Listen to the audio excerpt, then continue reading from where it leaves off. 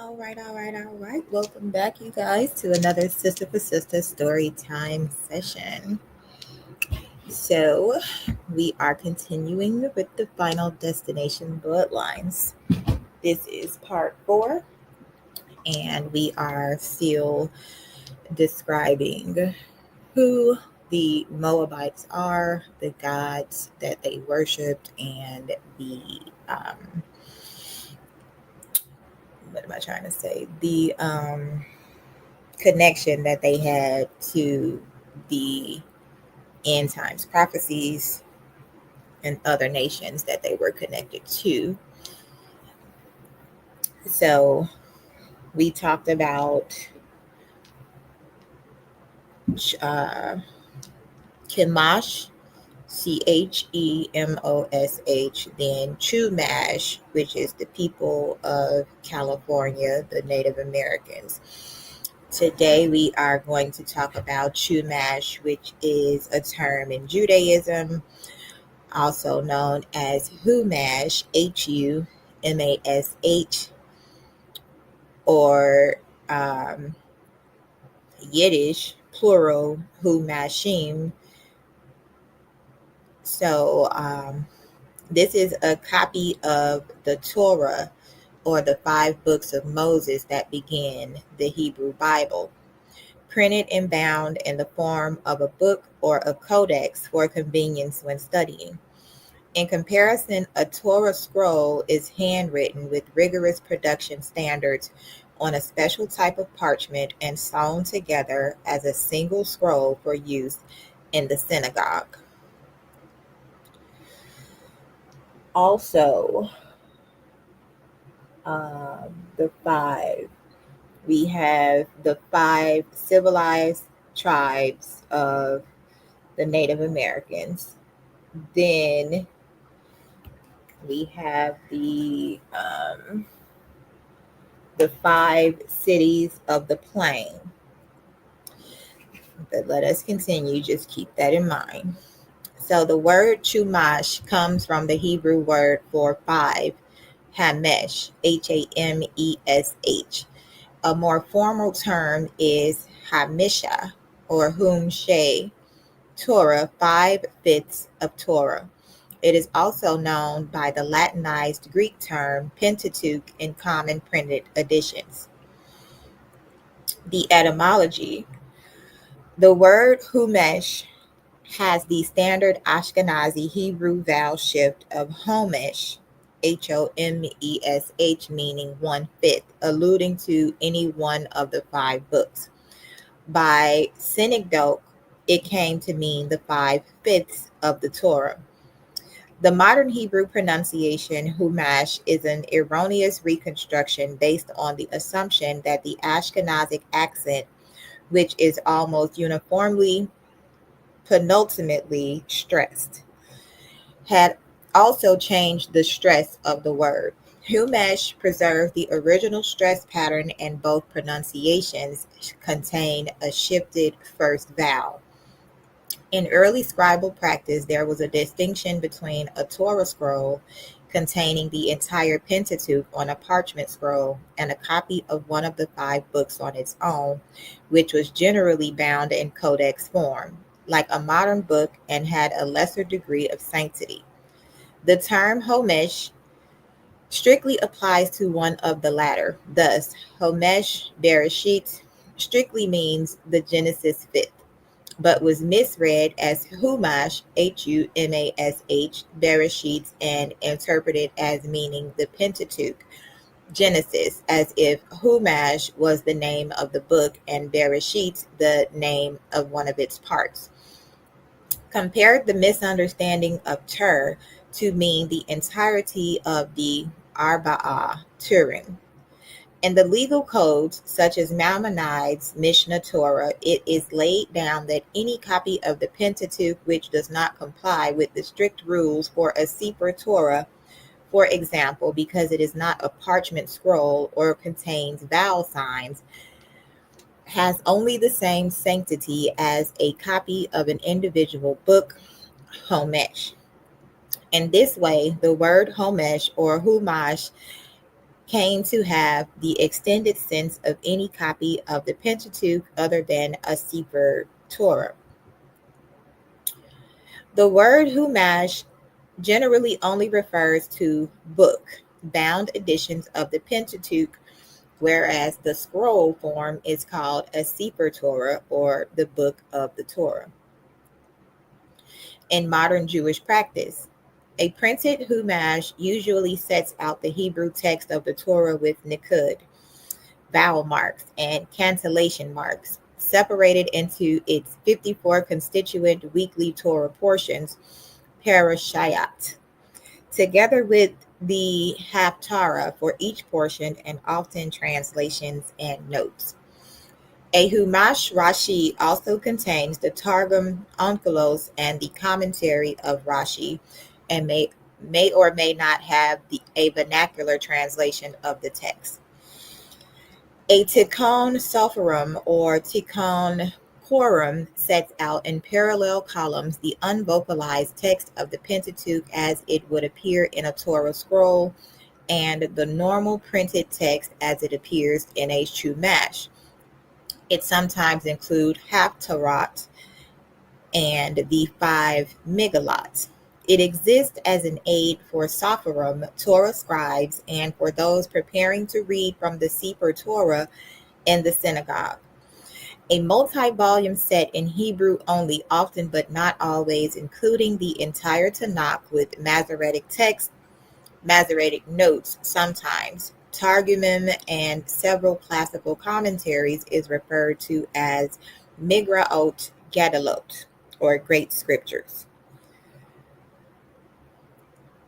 Okay, so that is just a little reference as to the Jewish comparison. Now we're going to talk about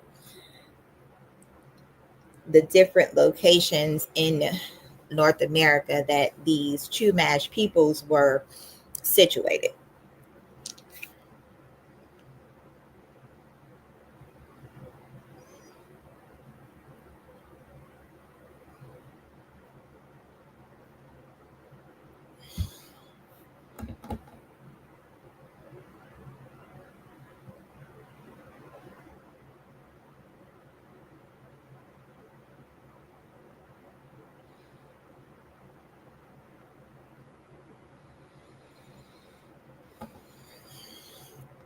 Okay, so again, the Chumash are a Native American people of the central and southern coastal regions of California and portions of what is now Kern, San Luis Obispo, Santa Barbara, Ventura, and Los Angeles counties, extending from Morro Bay in the north to Malibu in the south to Mount Pinos in the east.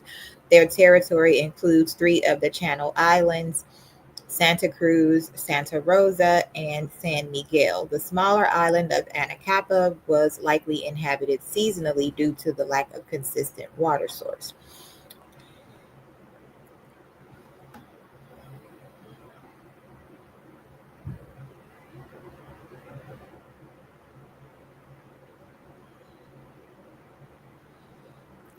Now, 1 second.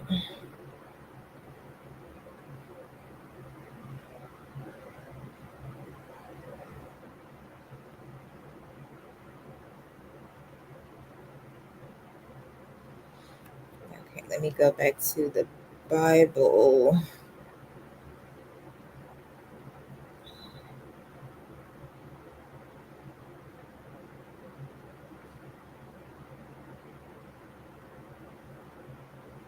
Chemosh.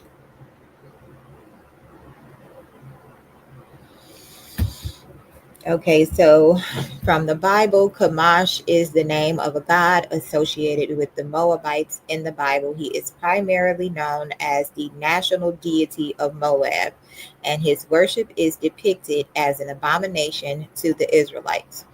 The Bible mentions Chumash in several passages, often in connection with Moab's conflict with Israel.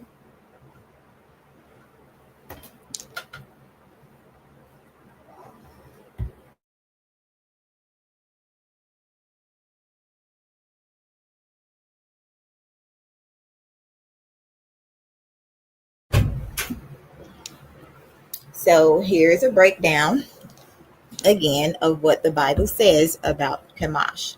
National deity of Moab, consistently presented as the primary god of the Moabites, a people descended from Moab, the son of Lot.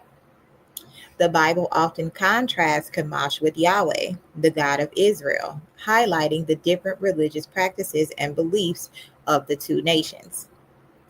Mentioned in prophecies. Chemosh is mentioned in prophecies against Moab, sometimes implying that he will be taken into captivity along with his people.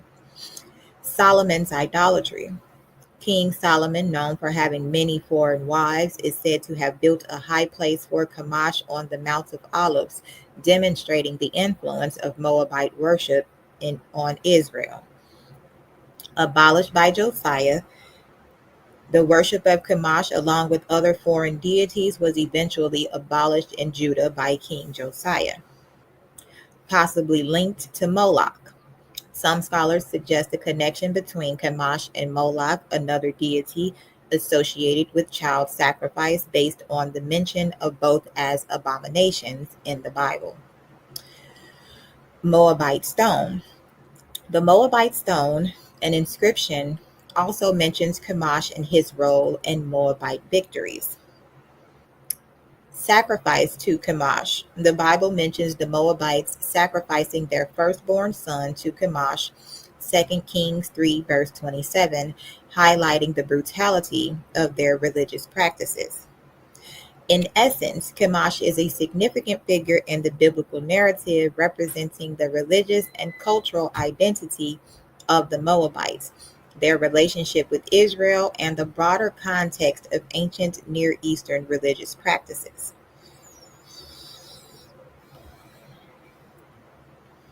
Okay.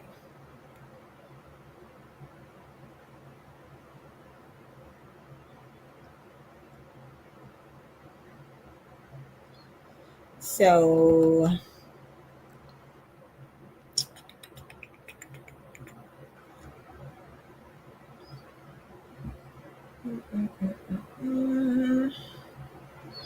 so we are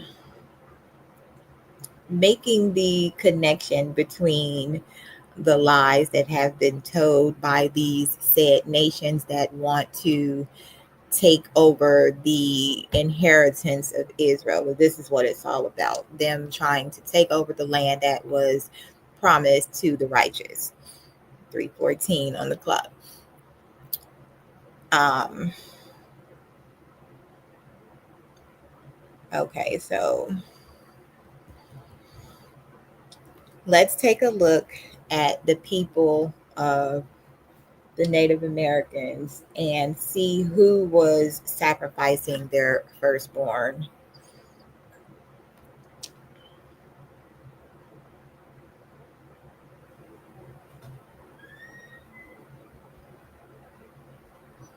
And as we know, the people of Chumash in California, they gave their sons poison to drink at 8 years old, and most of them did not survive the said poisoning.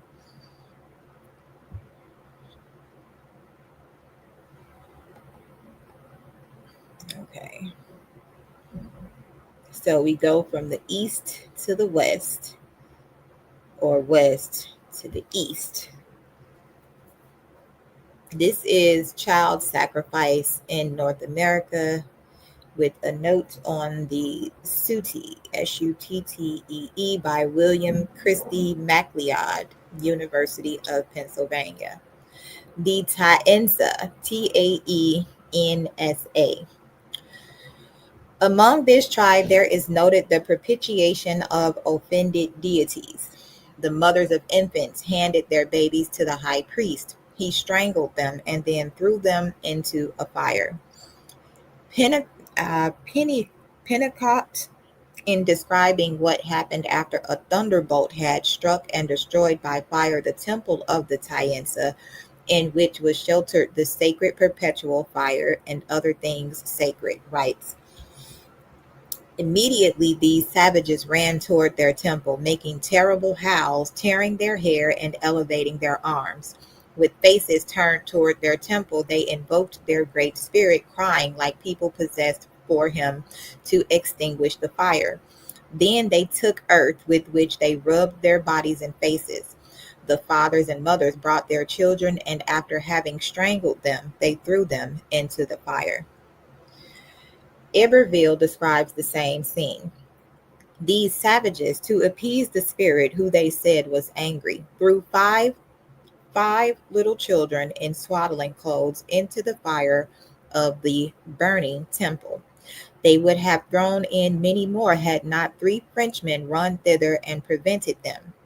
An old man of about 65 years of age, who appeared to be the principal priest, was near the fire, crying in a loud voice, "Women, bring your children to sacrifice them to the spirit in order to appease him." A thing which five of these women did, bringing to him their children, whom he took and threw into the flames. These five women were then put through an 8-day ceremony in which they wore white robes, such as apparently the noble or honored groups of the tribe wore ceremonially, and each wore a large feather in their hair. In the ceremony, they made much use of Spanish moss. Conceivably, these women rose in social rank as a result of their sacrifice, comparably to the facts among the Natchez. The Natchez. Saint Cosme, speaking of the kings of the Natchez, writes, "If they fell ill, infants were usually immolated to appease the spirit. Besides such propitiatory sacrifice among the Natchez, babes were sacrificed at the death of a king or of one of his close relatives among royalty." Dumont writes that if at the time of the death of a king any commoner or stinkard has a child at the breast,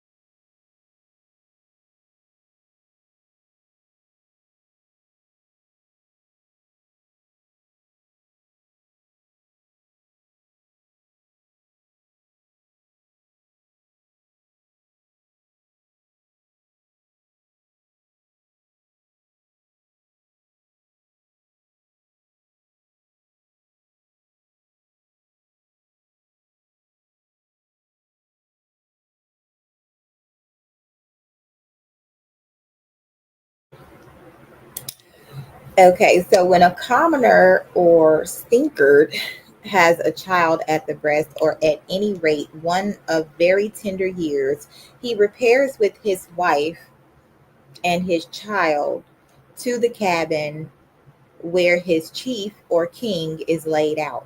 As soon as they have arrived there, the father and mother wring the neck of their infant, which they throw at the feet of the body as a victim whom they immolate to the manes of their chief.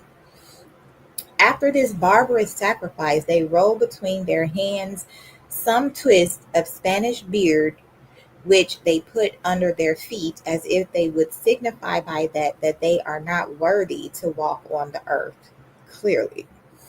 And in this condition, they both remain standing before the corpse of the great chief without changing their positions or taking nourishment all day. Finally, when the sun has set, the man and the woman come out of the cabin and receive the compliments of all the warriors and honored men, to the number of whom they have been added by this strange and cruel ceremony. Being raised now to the rank of the honored class, the father and mother now both acquire the right to tattoo themselves and so distinguish themselves from the commoners or stinkards. In the funeral procession, in which the body of the king is escorted to the temple for burial, the bodies of the strangled infants are mangled. The parents throw the infants again under the feet of the pallbearers, a sort of juggernaut affair. There is no note of burnt sacrifice among the Natchez. Timucua. For the Temukua of northeastern Florida, we have note of the sacrifice of the firstborn. According to Lemoyne, who once witnessed the ceremony, the firstborn son is sacrificed to the tribal chief. The initial part of the sacrificial ceremony and sacrificed to the tribal chief. The initial part of the sacrificial ceremony is carried out by the mother and her female relatives. The altar is a tree stump about 2 feet high and 2 feet thick. The mother merely squats before the altar, weeping. The female relatives dance about it, rejoicing. She who holds the child dances in the center, singing praise to the chief. Meantime, 6 Indians, apparently men being meant, stand to one side. One of these six, one is the sacrificing officer, and he is decorated with some magnificence. The ceremony is ended when this officer steps to the altar, holds a club, and sacrifices the child. The method of sacrifice is not mentioned. The implication is that the child's brains are dashed out.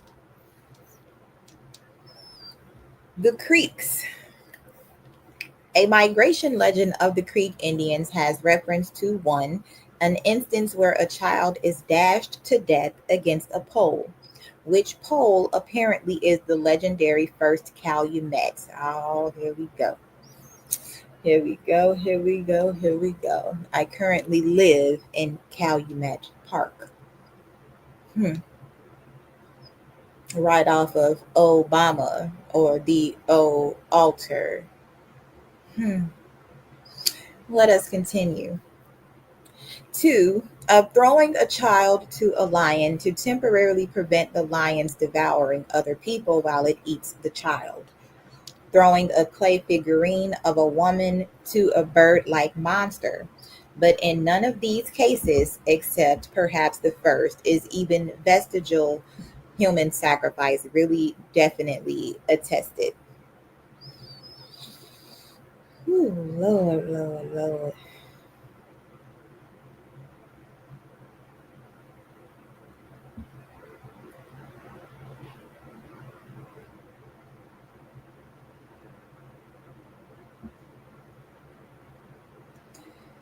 Okay. Child sacrifice in Suti, north of Mexico. Leverite Sororit Mortuary Complex, bone carrying, death bundle, survival of bone carrying, hook swinging, Suti, double only among the Natchez, child sacrifice, especially striking parallels in detail with Mexican ceremony.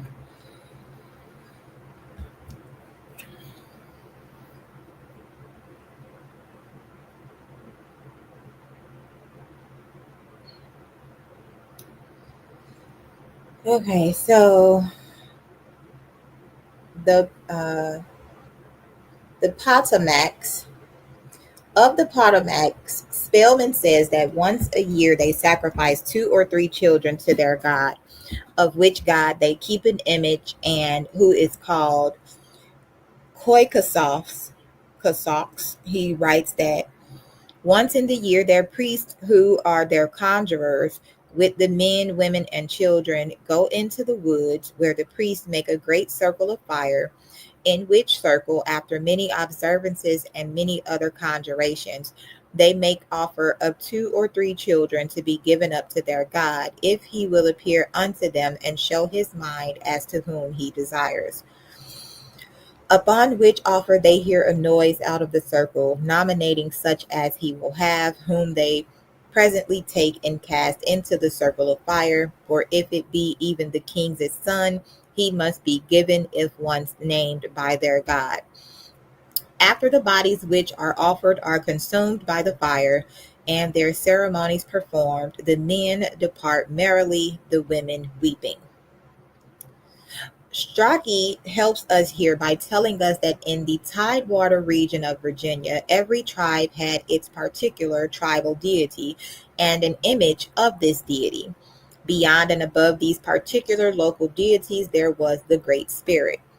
He was called Ahone, Ahone. He requires no sacrifices. The particular tribal deities were the Okes, Okees, and Okius is likely to be malignant if not propitiated with child and other human sacrifices, he says. Strachi's observations, taken together with Spellman's, I think, indicate that child sacrifice was probably general in Tidewater, Virginia. Spellman writes, Kwakasaw or for Oki, apparently an error. The first word is of the same root as Oki, but means priest. The ritual language of Tidewater, Virginia was Okanichi Suan. Much of the religious culture of the Tidewater Algonquian no doubt came to them from the Sioux, Sioux, of the Piedmont. It is very likely that child sacrifice obtained on the Piedmont and to the west.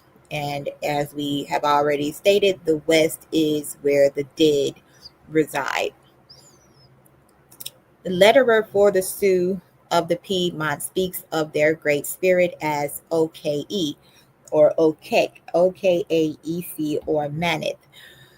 The Okek I judge to be perhaps a misprint for Oki, and Maneth is perhaps a misprint for Manito. To the Great Spirit alone does the high priest make sacrifices. It is only the lesser deities, however, who interest themselves in human affairs, and to these the lesser priest make sacrifices. There is no specific mention of human sacrifice. John Smith affords us the most striking of all descriptions of the use of an Oki's image.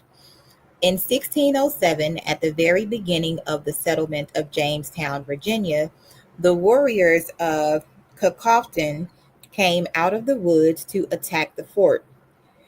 They come with a most hideous noise, 60 or 70 of them, some black, some white, some party colored, came in a square order, singing and dancing out of the woods with their oki, which was an idol made of skins stuffed with moss, all painted and hung with chains and copper, borne before them, and in this manner, being well armed with clubs, targets, bows, and arrows, they charged the English, who so kindly received them with their muskets, loaded with pistol shot, that soon fell the god, and divers lay sprawling on the ground. The rest fled again to the woods, and ere long sent one of the Quickasoffs to offer peace and to redeem their Oki. The Susquehannocks. The note on the Susquehannocks is of date 1666 from Alsop, who merely writes that once in 4 years they sacrifice a child to the devil, that is, to a god. In view of the facts concerning the neighboring Potomac's and the probabilities concerning the Piedmont and the Virginia Tidewater, this statement deserves credence. The Dakota and Menominee. A writer in Schoolcraft's compilation mentioned human sacrifice among the Dakota Sioux of the Plains. In a subsequent letter to the traveler Brine, he amplified his statement. It refers to the Dakota of the Minnesota River about the year 1852. There came up a terrible thunderstorm. The lightning was flashing and falling in every direction about the Indian's lodge, and the Indian thought the lightning or thunder was angry with him. So the Indian took his gun and shot his own son and offered him as a sacrifice to the thunder to save his own life. Brine gives other data from a dependable first-hand source regarding the Sisseton, Dakota of or about the same date for the band on the west shore of Lake Pepin. They had come to the conclusion that for some reason which they did not comprehend, a curse was on them. Everything seemed to go wrong. Fastings and the usual sacrifices seemed to be of no avail, and nothing removed the evil influences which surrounded them. Finally, an Indian who was not a chief, but a man who was an orator and a prophet, had it made known to him by a dream what propitiation was required. This man had three daughters. The youngest of them was 12 years old. She was a beautiful child and her father's favorite. He dreamt that to appease the Great Spirit, it was necessary to sacrifice this child. In the morning before sunrise, he awoke the girl and told her to go out of the tent, wash herself, and put on her best dress and all her ornaments. He then called the tribe together and told them his dream. When they had heard what he declared, they removed the tents to an adjoining camping ground and remained there until he joined them. He was then left alone with his daughter. He told her that in his dream he had seen the Great Spirit who had commanded him to sacrifice her. His daughter accordingly stood up and, facing the sun, began to sing her death song, which was a kind of hymn. At noon, when the sun had risen to its highest point in the sky, he killed her. Kind of sounds like the story from the Bible. Jephthah and his daughter. After this, the tribe prospered. Skinner reports a Menominee tale which tells of the fact that a Menominee boy, unfortunate in his spirit guardian quest, came by the malevolent black hairy horned snake as a personal tutelary, a spirit useful for black magic only. The boy was commanded to wait until he was 40 years old before using his evil genius, and then to begin sacrificing his children to his tutelary. When 40, the unfortunate man drowned his two daughters as a sacrifice to the snake, preliminary to fully acquiring his guardian spirit. New England. Winslow, one of the pilgrims of Plymouth, writing in 1625, says that formerly there had been child sacrifice among the New England Indian tribes, but that the Aboriginal religious practices were in decline and this practice had already been discontinued. This is all he has to say regarding human sacrifice, but another note is of comparative interest. He describes at considerable length a sacrificial ceremony of the Narragansett tribe, one in which, however, there is no animal or human sacrifice. The Wampanoags north of the Narragansetts did not have this ceremonial, but told Winslow that they wished their own chiefs would introduce it among them too. They noted, for example, that the Narragansetts who had the ceremony had escaped the ravages of the plague of 1616 to 1619, which had fallen so heavily on the northern tribes. And this they ascribed to the superiority of Narragansett sacrificial ceremony. These may be something in Winslow's note. There may be something in Winslow's note. So I add the note that Occam in 1761, writing of the ancient customs of the Montauk of Long Island, mentions some valuable facts concerning their sacrifices. Facts which recall vividly Strachey's observations on the idols and sacrifices of the Virginia Algonquian and Spellman's account of the oracular consultation of the Potomac god. Occam says the Montauk had many gods and made images of these gods. And to these gods they called for help under every difficulty, and to them they offered their sacrifices of various kinds. Then, as for these images, they keep as oracles. The powwows consult these images to know the minds of the gods, for they pretend that these images tell what the people should do to the gods, either to make a dance or a feast, or give something to the old people, or sacrifice to the gods. The Kootenai It was noted for the Kootenai of the Northwest Plateau that they sacrificed firstborn children to the sun. This very meager statement is all we have on them. The Pawnee, the sacrifice of a girl captive among the Pawnee has been amply considered by others, so I will merely mention it here to recall it to the reader's attention. In the cardiac feature of the sacrifice, the scaffold, the shooting of the victim with a flight of arrows, and in other significant traits, the Pawnee sacrifice strongly parallels certain human sacrifices in Central American culture. The Pawnee sacrifice was made only in years when Mars was the morning star. The Pawnee sacrifice was made only in years, I'm sorry, and the Pawnee therefore exhibit the only human sacrifice north of Mexico, so far as we definitely know, which is anything in the nature of a stated feast. The Southwest.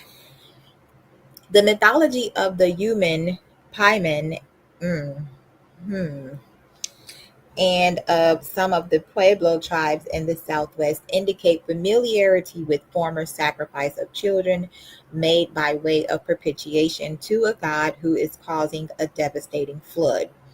In the opinion of Alexander, this may perhaps be considered as related to the Aztecan offering of children to the Tlaloc or water gods. In comparison with the morning star cult and the heart sacrifice of the Pawnee, it may be noted that Puebloan myth also has note of traces of both a morning star cult and of heart sacrifice. Summary and conclusions. Child sacrifice in North America, except in the case of the Pawnee, although possibly also in the case of the Potomacs and Susquehannocks, appeared not as part of a stated feast, but as a propitiation to persuade the gods to put an end to flood or other devastating occurrence. Natchez and Timucuan sacrifice to the king appears to be exceptional. Possibly it had something to do with such concepts as that of renewing the king's mystical powers. Burnt sacrifice is noted only for the Potomacs.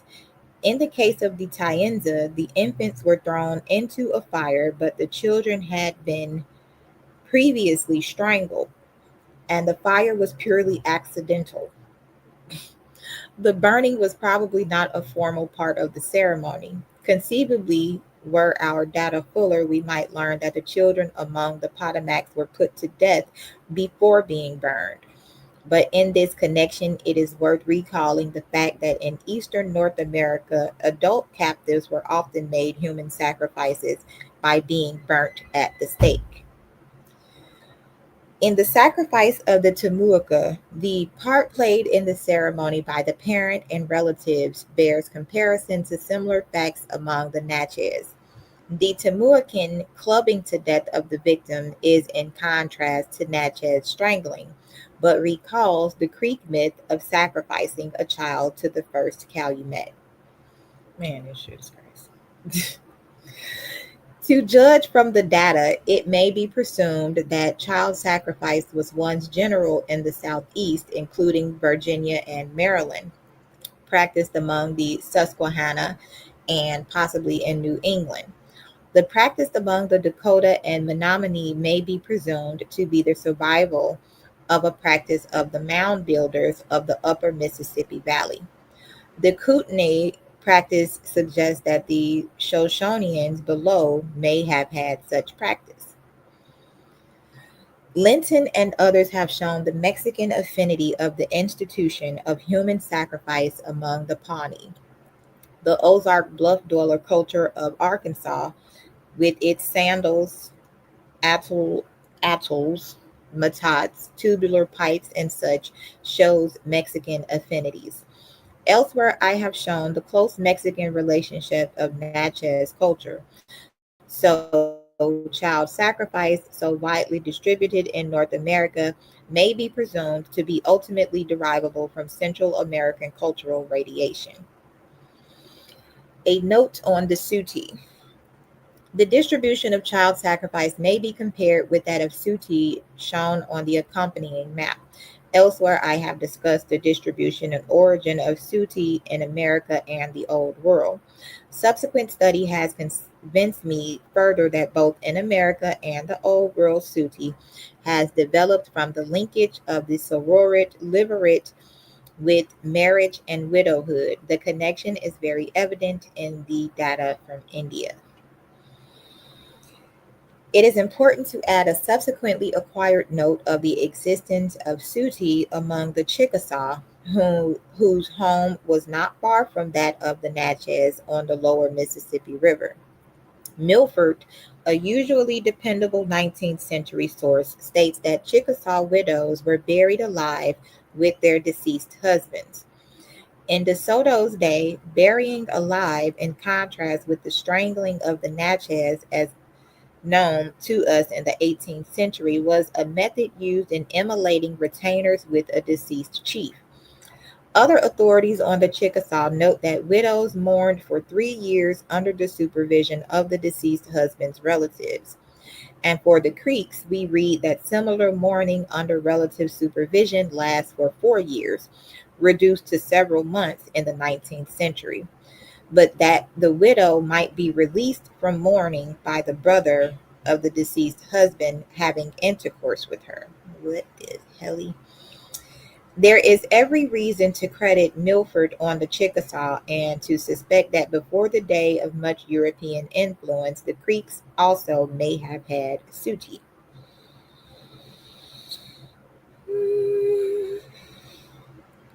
Note on the map.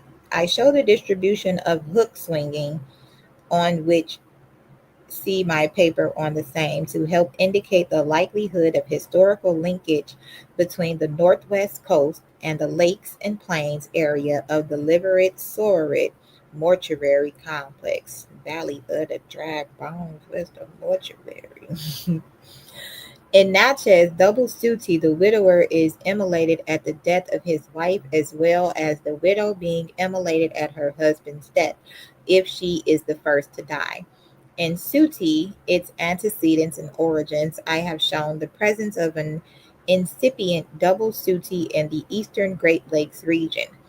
Natchez stupefaction of mortuary victims indicates clearly linkage of Natchez rites with similar rites in Central American culture.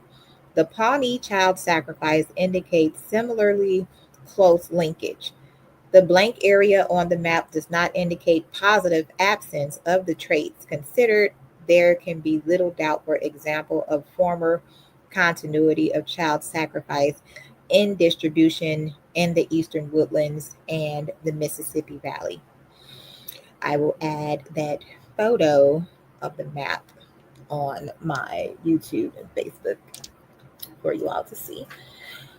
Okay, so now let us go a little deeper into the Plains Indians. We're gonna say Plains,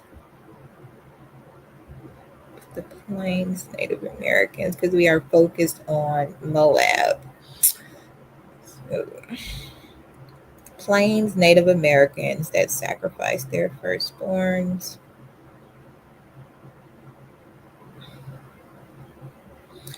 So this is just a quick AI overview. It says there is no evidence that Plains Native American tribes practiced the sacrifice of firstborn sons, while some tribes, like the Skitty Pawnee, were known for child sacrifice rituals. These were not specific to the firstborn, nor were they a common practice across all Plains groups.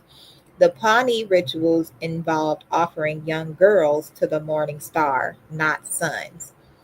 The practice was also not exclusive to the Plains, with examples found in other cultures like the Maya, Aztec, and Inca.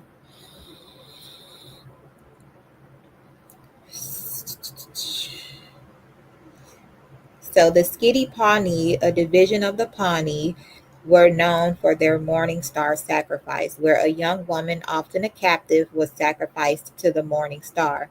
This was not a sacrifice of firstborn sons.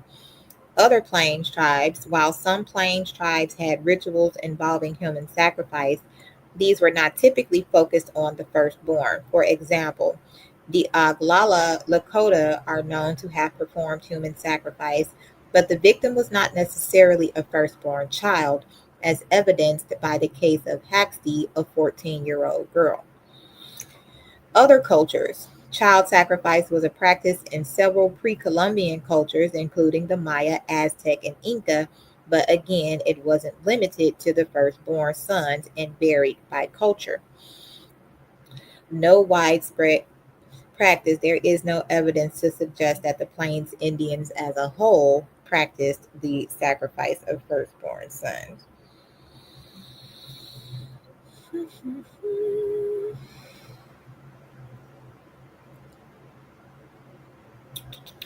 So, since they keep bringing up the Pawnee, let's check out the Pawnee mythology.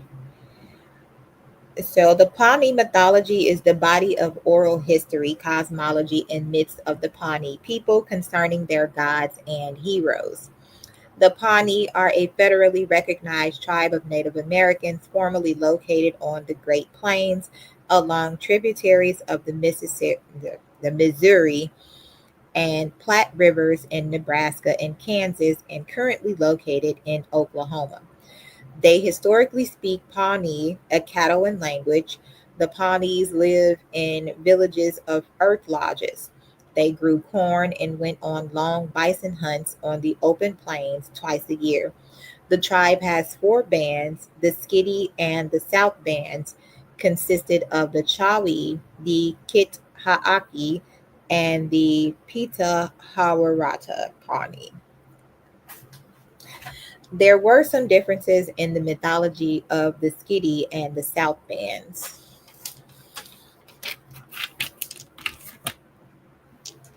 Excuse me.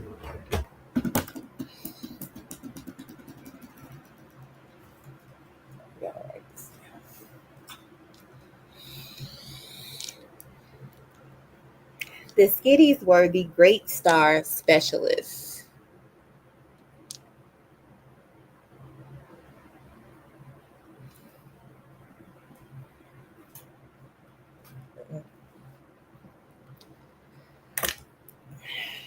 With a belief system focusing on visible objects of the night sky. Stars east of the Milky Way were regarded as male gods, while the female powers reigned in the western sky.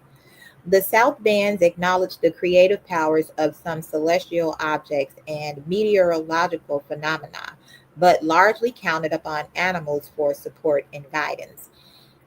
Much of the written literature about Pawnee religion and cosmology was recorded by the anthropologist James Rolfe Murray, a Sciri Pawnee from 1862 to 1921, who was a fluent Pawnee speaker.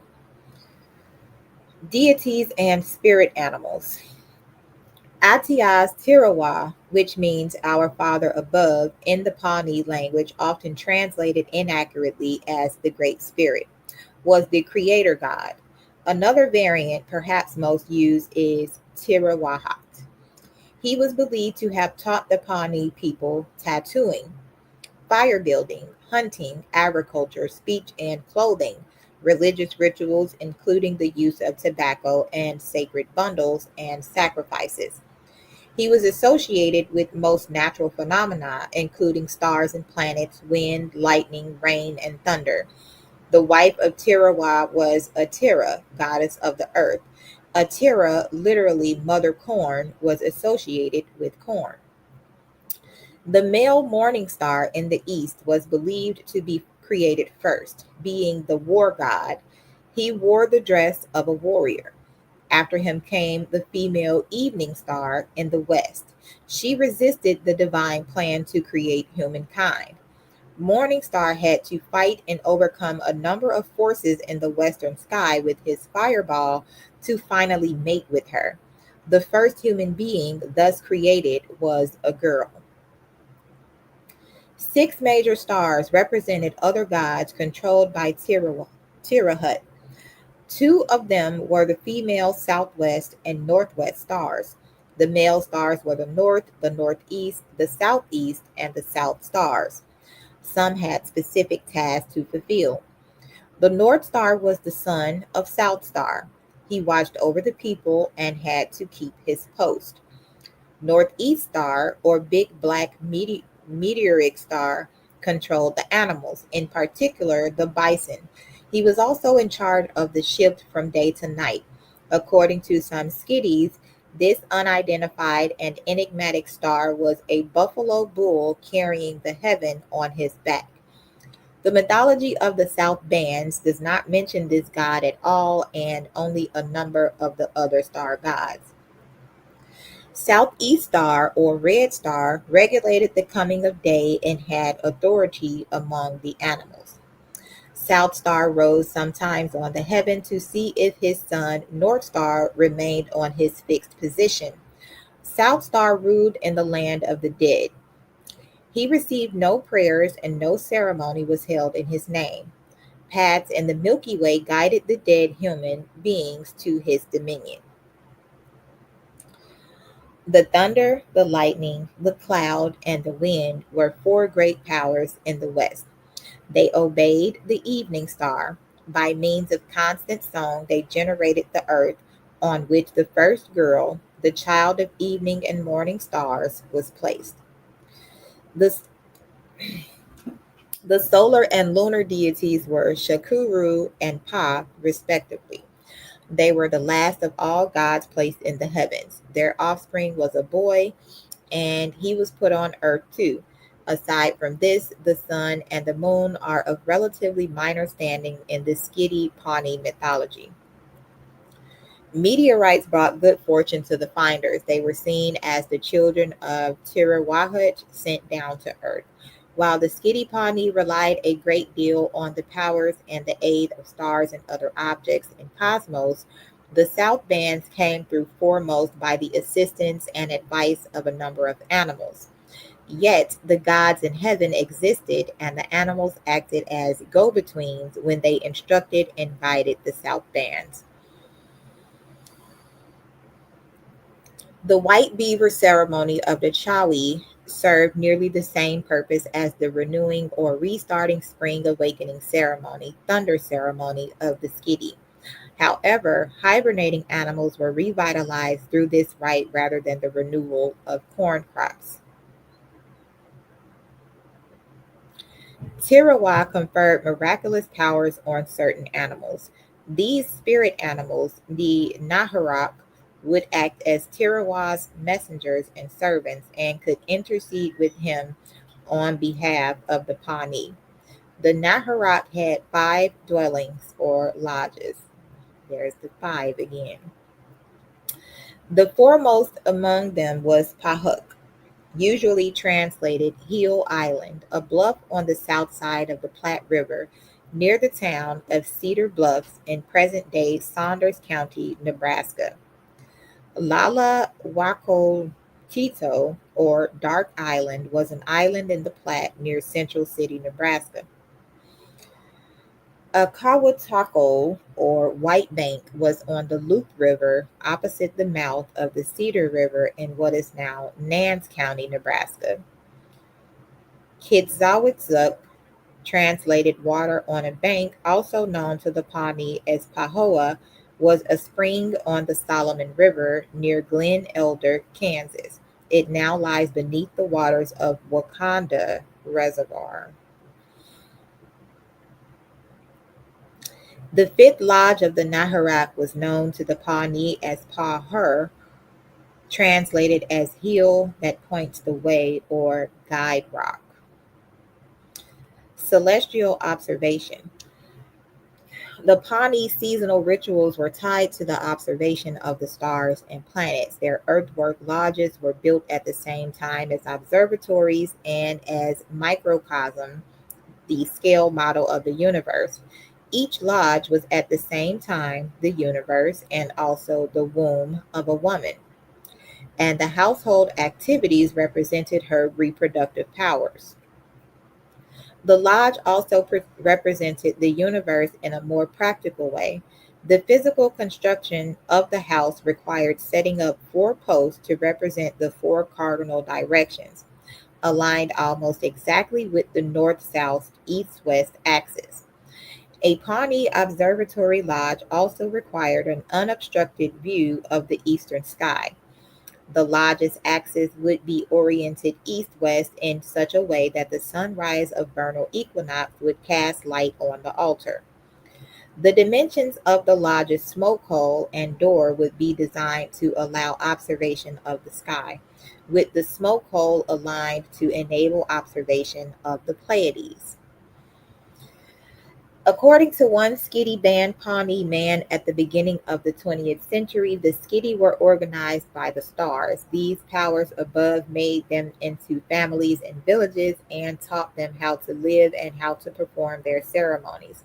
The shrines of the four leading villages were given by the four leading stars and represent those stars which guide and rule the people. Regular ceremonies were performed before major events, such as semi-annual buffalo hunts. Kawaha, an often besought god of good luck, was closely connected to buffalo hunts. Many other important activities of the year were started with a ceremony, such as sowing seeds in the spring and harvesting in the fall. The most important ceremony of the Pawnee culture, the Spring Awakening ceremony, was meant to awaken the earth and ready it for planting. It can be tied to celestial observation held at the time when the priests first tracked two small twinkling stars known as the swimming ducks in the northeastern horizon near the Milky Way, and then heard a rolling thunder from the west. See above for the roll of thunder in the creation myth. Morning Star Ceremony. The Morning Star Ceremony was a religious ceremony occasionally involving a ritual human sacrifice of a young girl, performed only by a single village across a hill, of the Skitty band of the Pawnee. It was connected to the Pawnee creation narrative in which the mating of the male morning star with the female evening star created the first human being, a girl. The Skitty Pawnee practiced the Morning Star ritual regularly, although seemingly not annually. Through the 1810s, in June 1818, the Missouri Gazette reported a sacrifice some time ago, quote unquote. The newborn of a captive Comanche woman was sacrificed after the woman herself had managed to escape on a stolen horse. However, two members of the Long expedition in 1820 believed that the young Pawnee man, Peta, Petalasharo, had rescued the Comanche girl and urged an end to the Morning Star ritual. Edwin James gave the year for this action as 1817, while John R. Bell placed it around 1815. U.S. Indian agents sought to convince chiefs to suppress the ritual, and major leaders such as Knife Chief and his relative Petalasharo or Man Chief worked to change the practices objected to by the increasing number of American settlers on the plains. An additional aim of the agents could have been to protect the fur trade by reducing intertribal animosity. The custom came to the wider attention of the public in the eastern United States in 1820 due to reports of a young Pawnee warrior, Man Chief, who risked his life to rescue a Comanche girl from the sacrificial scaffold in defiance of the Skitty Pawnee priesthood. Indian agent John Doherty and some influential Pawnees tried without luck to save the life of a Cheyenne girl before mid-April 1827. The last known sacrifice was of Haxty, a 14-year-old Oglala Lakota girl, on April 22, 1838. A later stated 1833 sacrifice was confused with the one in April 1827. The identity of the morning star.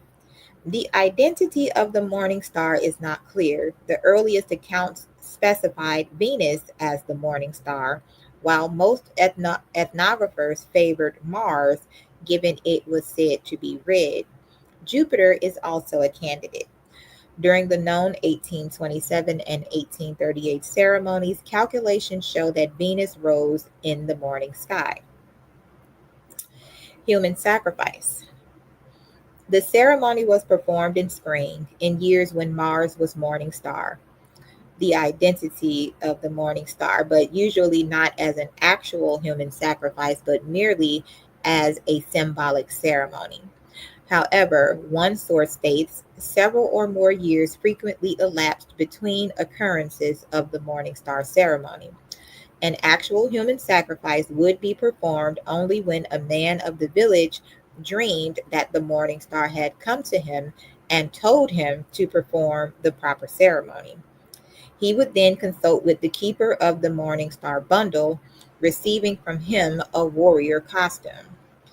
At the first instruction, both the visionary and the priest would cry, knowing that the mission put upon them by the morning star was wrong to carry out.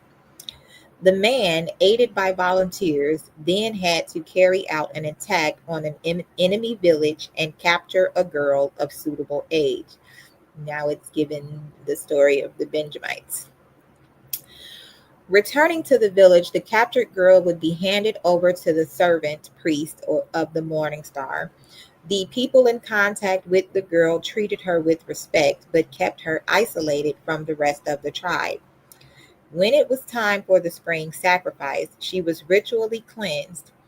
A 5-day ceremony then began with the priest singing songs describing the advancing stages in the rite, and the girl was symbolically transformed from human to celestial form as the ritual representation of the evening star. On the final day of the ceremony, a procession of men, boys, and male infants carried by their mothers accompanied the girl outside the village to a scaffold. The scaffold was made of sacred woods and skins, representing evening star's garden in the west, the source of all animal and plant life. Anthropologist Ralph Linton reported that evidence indicated the practice was carried out somewhat unwillingly by Pawnee religious leaders who regarded it as an obligation or duty and took no pleasure from the practice. The priest removed her clothing and she was left alone on the scaffold at the moment of the rising of the morning star, Mars, symbolizing the morning star and his fireballs. Two men would come from the east and touch flaming branches to her armpits and groin. She would then be touched with war clubs by 4 other men. A sacred arrow from the skull bundle was shot through her heart by the man who captured her, while simultaneously another man struck her over the head with the war club from the Morning Star bundle. The dead girl's chest would then be cut open by the priest with a flint knife, while her captor caught her blood on dried meat. A very small cut is made. The heart is not exposed or removed. All male members of the tribe would then press forward and shoot arrows into the dead body, then circle the scaffold 4 times and disperse. By shooting arrows into her body, the village men, as embodiments of Morning Star, were symbolically mating with her. Her blood would drip down the scaffolding and onto the ground, which had been made to represent the evening star's garden of all plants and animal life. They took her body and laid the girl face down on the prairie, where her blood would enter the earth and fertilize the ground. The spirit of the evening star was understood to be released, and the ceremony supposedly ensured the success of the crops, the continuation of all life on the plains, and the perpetuation of the universe.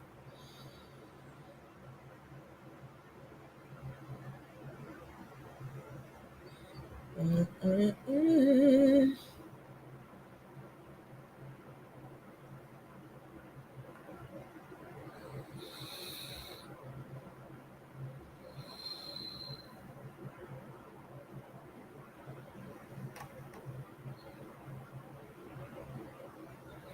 So now we're going to touch a little bit more on the Pawnee nations and the families surrounding them. The Pawnee people, also known by their endonym Chatics to Chatics, which translated to men of men. Now, we studied the etymology of the word Moab, which was it. What did it say? The of the father or father. What is it? Mother. The mother who is the father. Some weird Baphomet stuff. Okay, so the indigenous people of the Great Plains that historically lived in Nebraska and northern Kansas, but today are based in Oklahoma. They are the federally recognized Pawnee Nation of Oklahoma, who are headquartered in Pawnee, Oklahoma. Their Pawnee language belongs to the Caddoan language family. Historically, the Pawnee lived in villages of earth lodges near the Loop, Loup, Republican, and South Platte rivers. The Pawnee tribal economic activities throughout the year alternated between farming crops and hunting buffalo. In the early 18th century, the Pawnee numbered more than 60,000 people. They lived along the Loop, Pawnee, Ickery, and Platte Kickatus river areas for centuries. However, several tribes from the Great Lakes began moving onto the Great Plains and encroaching on Pawnee territory, including the Dakota, Lakota, Pariksukat, Pa'a, Hiksukat, the Cutthroat, cuts the throat, and Cheyenne, Sahai, the Arapaho, Sari, Ithaca, or dog eater, also moved into Pawnee territory. Collectively, the Pawnee referred to these tribes as Kawarat, the enemy tribe, or Karik Supairu, the enemy. The Pawnee were occasionally at war with the Comanche, the Ra'arata, and the Kiowa, further south. They had suffered many losses due to Eurasian infectious diseases brought by the expanding Europeans and European Americans. By 1860, the Pawnee population was reduced to just 4,000. It further decreased because of disease, crop failure, warfare, and government rations policy to approximately 2,400 by 1873, after which time the Pawnee were forced to move to Indian Territory, which later became Oklahoma. Many Pawnee warriors enlisted to serve as Indian scouts in the U.S. Army to track and fight their old enemies, the Lakota, Dakota, and Cheyenne of the Great Plains. So they enlisted in the U.S. Army to track and fight their old enemies. The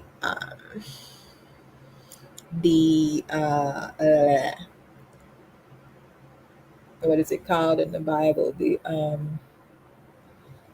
They made covenants with these people to go against the children of Israel. Government. In 2011, there were approximately 3,200 enrolled Pawnee, and nearly all of them reside in Oklahoma. Their tribal headquarters is in Pawnee, Oklahoma, and their tribal jurisdictional area includes parts of Noble, Payne, and Pawnee counties. The tribal constitution established the government of the Pawnee Nation of Oklahoma. This government consists of the Resaru Council, the Pawnee Business Council, and the Supreme Court. Enrollment into the tribes requires a minimum of 1/8 Pawnee blood quantum. The Resaru Karu, also known as the Nasharo or Chiefs Council, consists of 8 members, each serving 4-year terms. Each band has 2 representatives on the Nasharo Council, selected by the members of the tribal bands Kawi, Kitahaki, Pitahawata, and Kiri. The Nasharo Council has the right to review all acts of the Pawnee Business Council regarding the Pawnee Nation of Oklahoma membership and Pawnee Nation of Oklahoma claims or rights growing out of treaties between the Pawnee Nation of Oklahoma and the United States according to provisions listed in the Pawnee Nation Constitution. In 2020, Jimmy Whiteshirt was called as Pawnee Nation president, becoming the shortest serving president on the Pawnee Nation Business Council after being recalled in 5 months. Economic development. The Pawnee operate 2 casinos, 3 smoke shops, 2 fuel stations, and 1 truck stop. Their estimated economic impact for 2010 was 10.5 million. Increased revenues from the casinos have helped them provide for education and welfare of their citizens. They issue their own tribal vehicle tags and operate their housing authority. In December 2023, the Pawnee Nation and electric vehicle manufacturer Canoe announced an agreement that aims to help the community with workforce skills in the clean technology sector. Culture. The Pawnee were divided into 2 large groups, the Skiri Federation living in the North and the South Bands, which were further divided into several villages.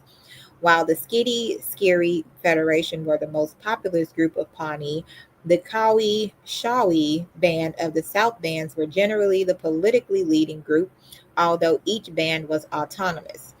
As was typical of many Native American tribes, each band saw to its own. In response to pressures from the Spanish, French, and Americans, as well as neighboring tribes, the Pawnee began to draw closer together.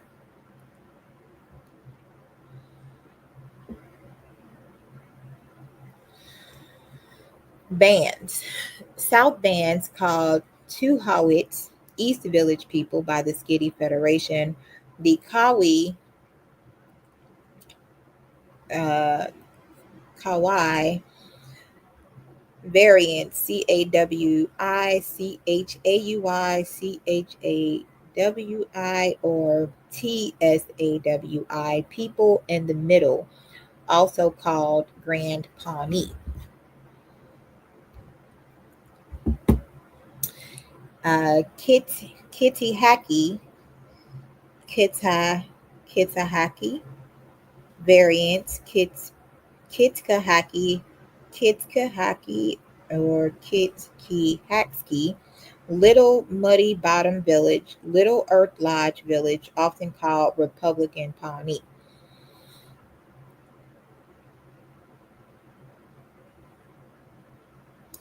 Then we have the Paita Hawarata,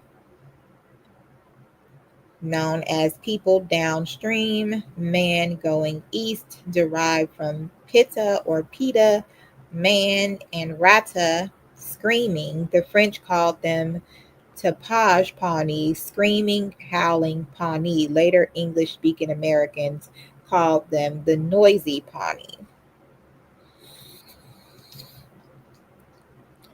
The Kawarakis derived from the Arakara language, Kawarusha, or horse, and Pawnee language, Kish people.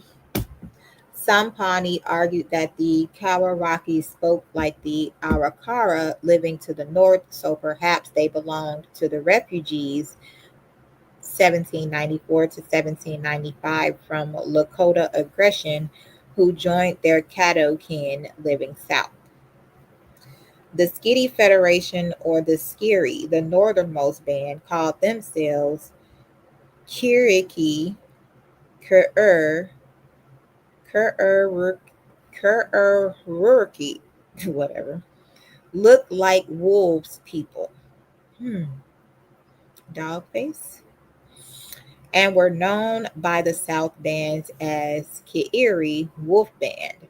Both names derived from Kirir Skiki Wolf or Skirirara Wolf in Water, therefore called Loops, Loups, or wolves by the French, and Wolf Pawnee by English speaking Americans. It's giving Snoop Dogg. Ugh.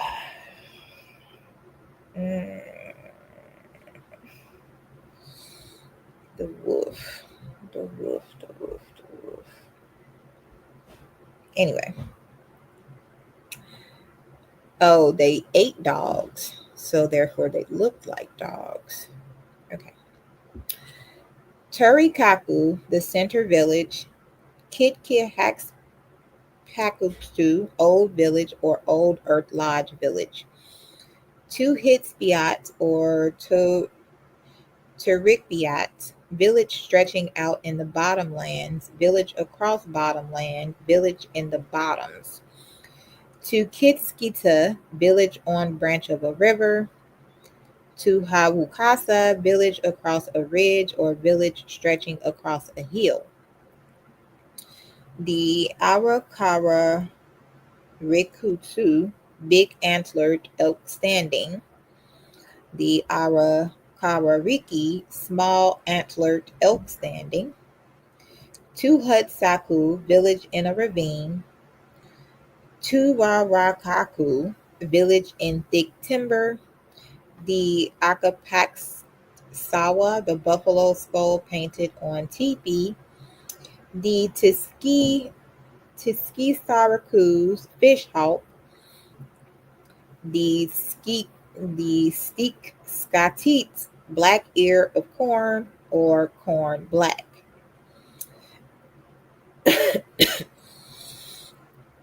The Turawu was only part of a village. The Pahuk Statu or Pahuk Staatu, pumpkin vine village or squash vine village, did not join the Skidi and remained politically independent, but in general were counted as Skidi.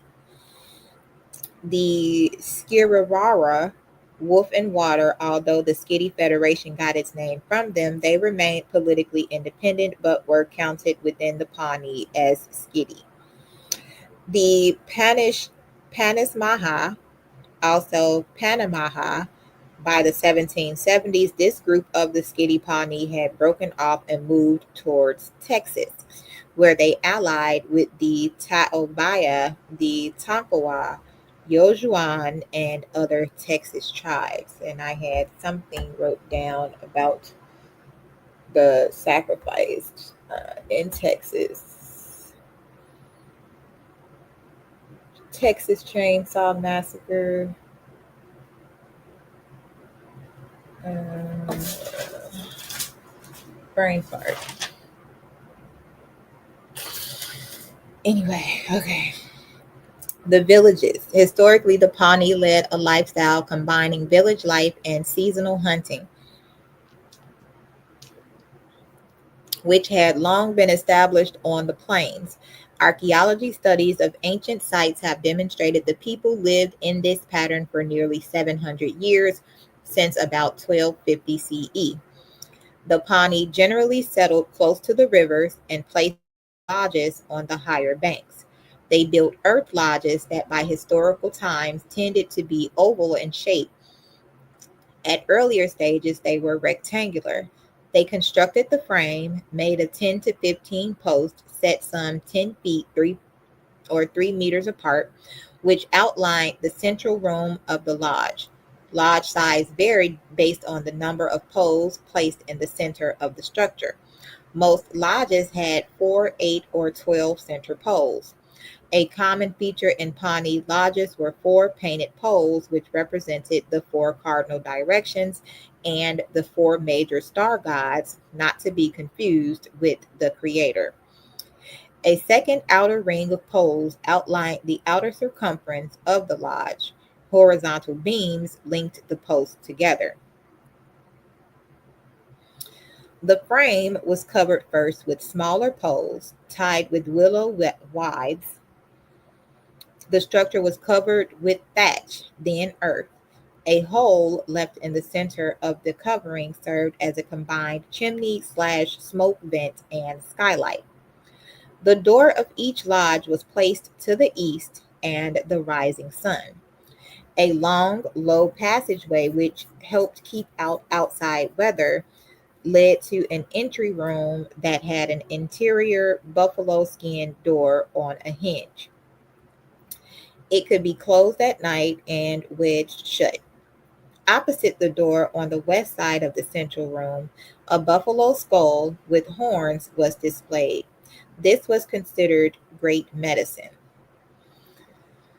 Mats were hung on the perimeter of the main room to shield small rooms in the outer ring, which served as sleeping and private spaces. The lodge was semi subterranean as the Pawnee recessed the base by digging it approximately 3 feet or 1 meter below ground level, thereby insulating the interior from extreme temperatures. Lodges were strong enough to support adults who routinely sat on them and the children who played on the top of the structures.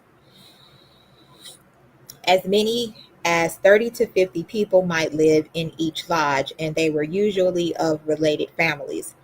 A village could consist of as many as 300 to 500 people and 10 to 15 households.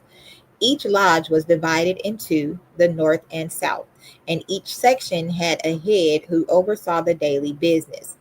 Each section was further subdivided into three duplicate areas with tasks and responsibilities related to the ages of women and girls, as described below.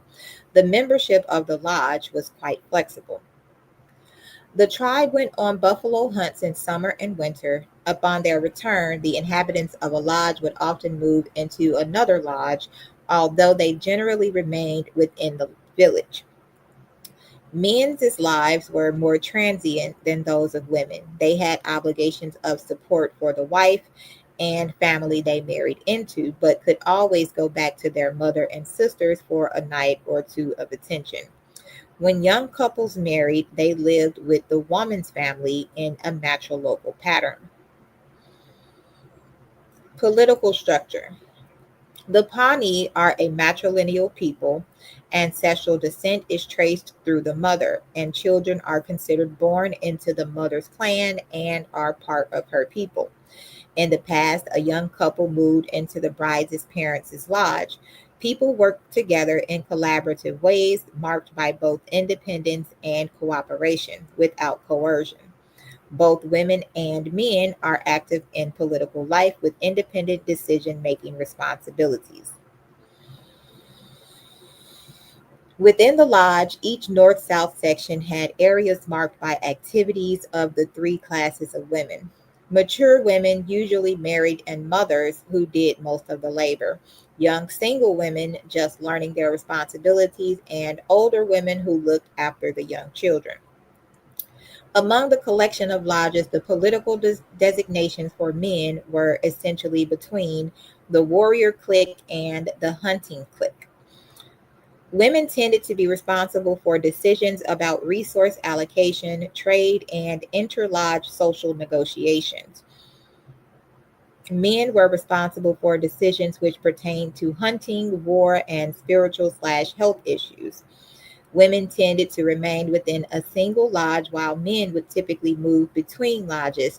They took multiple sexual partners in serially monogamous relationships. What? Agriculture. The Pawnee women are skilled horticulturalists and cooks. Cultivating. Kerr County. Kerr.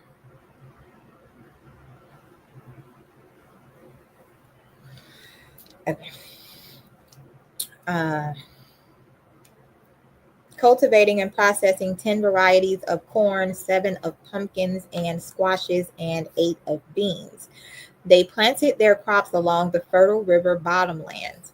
These crops provided a wide variety of nutrients and complemented each other in making whole proteins. In addition to varieties of flint corn and flour corn for consumption, the women planted an archaic breed which they called wonderful or holy corn, specifically to be included in the sacred bundles. The holy corn was cultivated and harvested to replace corn in the sacred bundles prepared for the major seasons of winter and summer. Seeds were taken from sacred bundles for the spring planting ritual. The cycle of corn determined the annual agricultural cycle as it was the first to be planted and first to be harvested, with accompanying ceremonies involving priests and men of the tribe as well. In keeping with their cosmology, the Pawnee classify the varieties of corn by color: black, spotted, white, yellow, and red, which, excluding spotted, related to the colors associated with the four semi cardinal directions.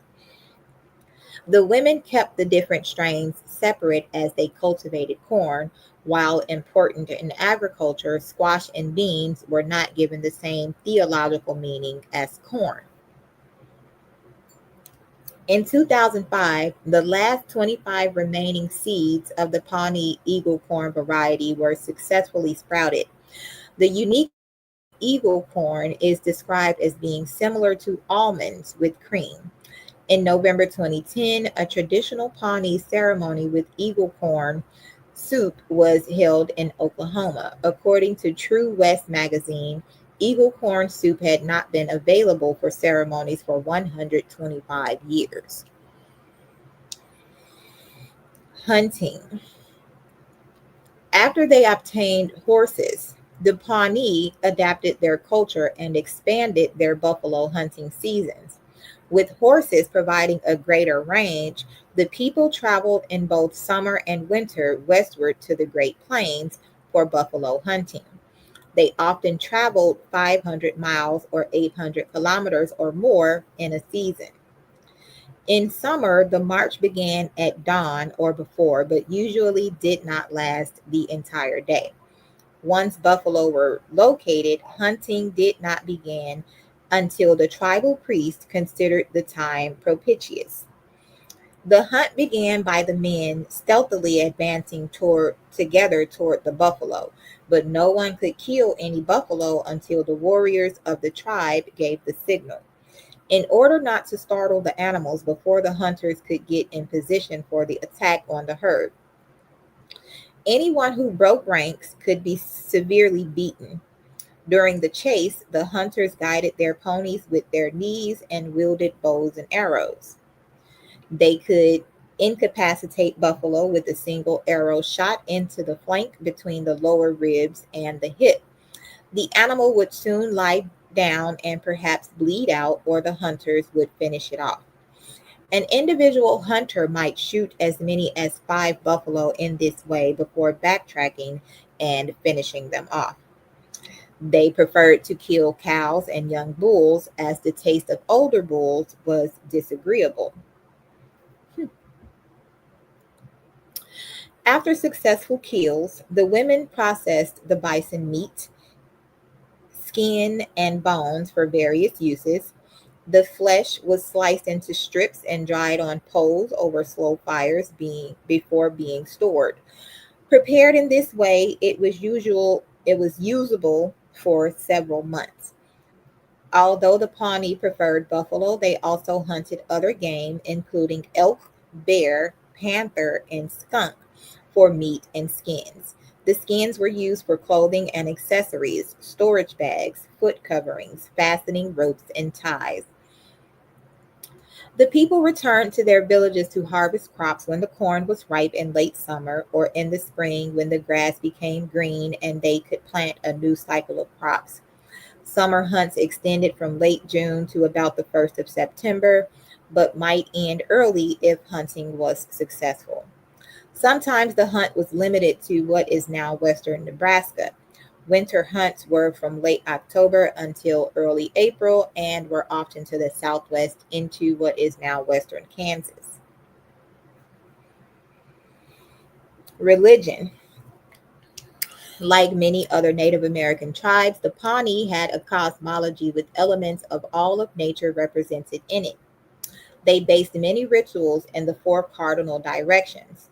Pawnee priests conducted ceremonies based on the sacred bundles that included various materials, such as an ear of sacred corn with great symbolic value. These were used in many religious ceremonies to maintain the balance of nature and the Pawnee relationship with the gods and spirits. In the 1890s, already in Oklahoma, the people participated in the ghost dance movement. The Pawnee believed that the morning star and evening star gave birth to the first Pawnee woman. The first Pawnee man was the offspring of the union of the moon and the sun. As they believed they were descendants of the stars, cosmology had a central role in daily and spiritual life. They planted their crops according to the position of the stars, which related to the appropriate time of season for planting. Like many tribal bands, they sacrificed maize and other crops to the stars. The Morning Star Ritual.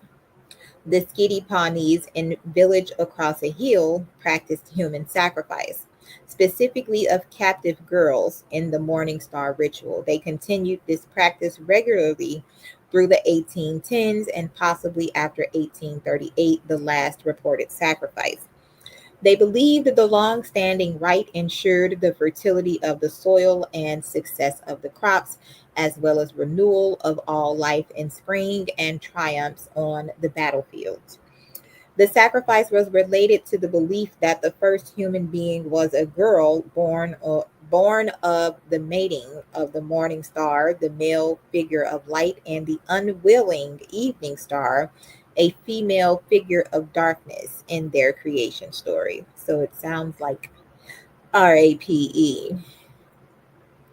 The ritual stood outside the organization of the ceremonial year and was not necessarily an annual occurrence. The commencement of the ceremony required that a man had been commanded to sponsor it while asleep. Typically, a warrior would dream of the morning star, usually in the autumn, which meant it was time to prepare for the various steps of the ritual. The visionary would consult with the morning star priest who helped him prepare for his journey to find a sacrifice. During the initial meeting, both would cry and cry because they knew the missions forced upon them by divine demand were wrong to carry out. With help from others, the warrior would capture a young unmarried girl from an enemy tribe. The Pawnee kept the girl and cared for her over the winter, taking her with them as they made their buffalo hunt. They arranged her sacrifice in the spring in relation to the rising of the morning star. She was well treated and fed throughout this period. When the morning star, either the planet Mars, Jupiter, or sometimes Venus, rose ringed with red, the priest knew it was the signal for the sacrifice. He directed the men to carry out the rest of the ritual, including the construction of a scaffold outside the village. It was made of sacred woods and leathers from different animals, each of which had important symbolism. It was erected over a pit with elements corresponding to the four cardinal directions. All the elements of the ritual related to symbolic meaning and belief and were necessary for the renewal of life. The preparations took 4 days. Most of the actual ceremony took place in the earth lodge of the visionary, since the Pawnee villages did not have a special ceremonial lodge. Bystanders outside dug holes in the wall and tore the roof apart to follow the elaborate ceremony. A procession of all the men and boys, even male infants carried among the men, accompanied the girl out of the village to the scaffold. Together they awaited the morning star. When the star was due to rise, the girl was placed and tied on the scaffold. At the moment the star appeared above the horizon, the girl was shot with an arrow from a sacred bow. Then the priest cut the skin of her chest to increase bleeding. She was shot quickly with arrows by all the participating men and boys to hasten her death. The girl was carried to the east and placed face down so her blood would soak into the earth. With appropriate prayers for the crops and life she would bring to all life on the prairie. About 1820 to 1821, news of these sacrifices reached the East Coast. It caused a sensation among European Americans. Before this, U.S. Indian agents had counseled Pawnee chiefs to suppress the practice, as they warned of how it would upset the American settlers who were arriving in even greater number. Superintendent William Clark in St. Louis had pointed out the government's view on the ceremony to a visiting Pawnee delegation already in 1811. Slowly, a Skitty faction that opposed the old rite developed. Two Skitty leaders, Knife Chief and his young relative, Pedalasharo, spearheaded the reformist movement. Knife Chief ransomed at least two captives before a sacrifice. Pedalasharo cut loose a Comanche captive from the scaffold in 1817 and carried her to safety. It's giving Django. For this, he received lasting fame among the whites. Indian agent John Doherty and a number of influential Pawnees tried in vain to save the life of a captive Cheyenne girl on 11 April 1827. For any individual, it was extremely difficult to try to change a practice tied so closely to Pawnee belief in the renewal of life for the tribe.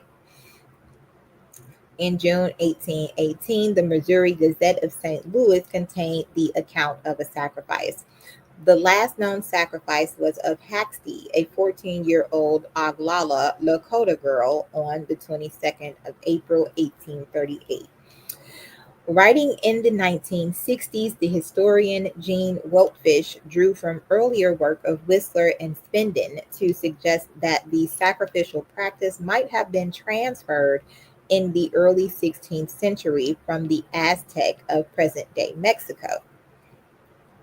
More recent historians have disputed the proposed connection to Mesoamerican practice.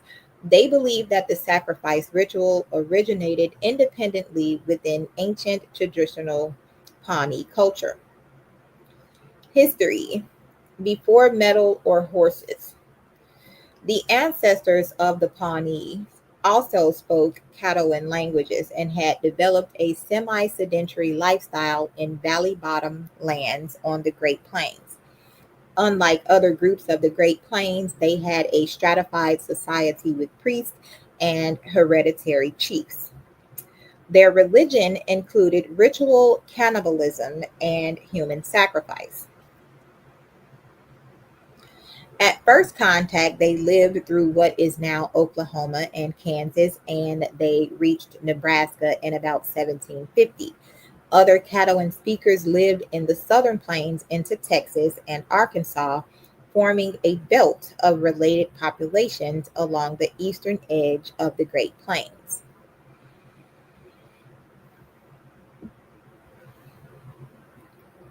They lived in spacious villages of grass lodges and earth lodges. These were unfortified, reflecting an assumption that large raiding parties would not arrive without warning.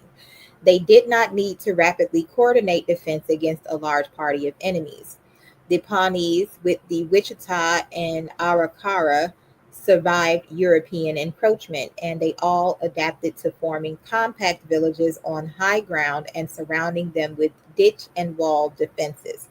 They lived most of the year in these well insulated homes, but many would travel on multi day communal deer hunts. Many also hunted buffalo, which before the induction of horses was challenging and dangerous. The first written records of Caddoans come from Coronado's Entrada in 1541. With cavalry, steel weapons, and guns, he had forced his way through the Apaches, Pueblos, and other nations of the modern southeastern U.S., but they had no gold. Coronado's interpreter repeated rumors or confirmed Coronado's fantasies that gold was to be had elsewhere in a location named Quivira. After more than 30-day journey, Coronado found a river larger than any he had seen before. This was the Arkansas, probably a few miles east of present-day Dodge City, Kansas. The Spaniards and their Indian allies followed the Arkansas northeast for 3 days and found quiverins hunting buffalo. The Indians greeted the Spanish with wonderment and fear, but calmed down when one of Coronado's guides addressed them in their own language. Coronado reached Quivira itself after a few more days of traveling. He found Quivira well settled along good river bottoms, although without much water and good streams which flow into another. It's giving SpongeBob SquarePants and Bikini Bottom. Coronado believed that there were 25 settlements in Quivira. Both men and women Quiverans were nearly naked. Coronado was impressed with the size of the Quiverans and all their other Indians he met. They were large people of very good build. Coronado spent 25 days among the Quiverans trying to learn of richer kingdoms just over the horizon. He found nothing but straw thatched villages of up to 200 houses and fields containing corns, beans, and squash. A copper pendant was the only evidence of wealth he discovered. The Quiverans were almost certainly Caddoans, and they built grass lodges as only the Wichita were still doing by 1898. Coronado was escorted to the further edge of Quivira called Tabas, where the neighboring land of Harahay began. He summoned the Lord of Harahay, who, with 200 followers, came to meet with the Spanish. He was disappointed in his hopes for riches. The Harahay Indians were all naked with bows and some sort of things on their heads, and their privy parts slightly covered. Hyde identifies them as Awahis, the old Caddoan name for the Pawnees, possibly including the ancestors of the Skiddies and the Arikara. Another group, the Guas, may have been known later as the Panois. These people put up ferocious resistance when Coronado started to plunder their villages. In 1601, Juan de Oñet led another entrada in search of the wealth of Quivira. He met Es- Escansakis,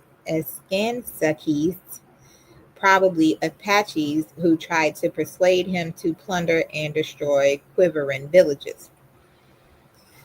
Arrival of horses and metal weapons. About 1670, the Apaches of the Southern Plains obtained horses and metal weapons in sufficient quantity to make them the dread of all their neighbors. For some decades, the Pawnees were the victims of intensive raiding by large bands of mounted Apaches with iron weapons, and also by war parties of Chickasaws and Choctaws from the east who had firearms as well. The Siouan groups that became Quapaws, Osages, Omahas, Ponkas, and Kansas also appeared on the plains about this time, driven west by the expansion of the Iroquois, and they too raided the Pawnees. Archaeology indicates that pressure from hostile Apaches may have persuaded the Skiddy Pawnees to move from their settlements on the Republican River to the upper Loup River in the course of the next century or so. Their settlement pattern also changed from little villages of small rectangular earth lodges to more defensible, larger, compact villages of larger circular lodges. The Skiddies uniting in this way about 1680, while their close relations, the Arikaras, established a separate identity. Pawnees enslaved. In French Canada, Indian slaves were generally called Pawnees, Panis, anglicized to Pawnee, Pawnee, as most during this period had been captured from the Pawnee tribe or their relations.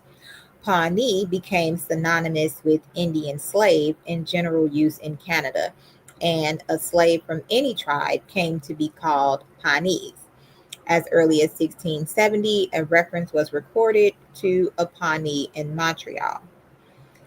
In the middle of the 17th century, the Pawnees were being savagely raided by eastern tribes that had obtained metal weapons from the French.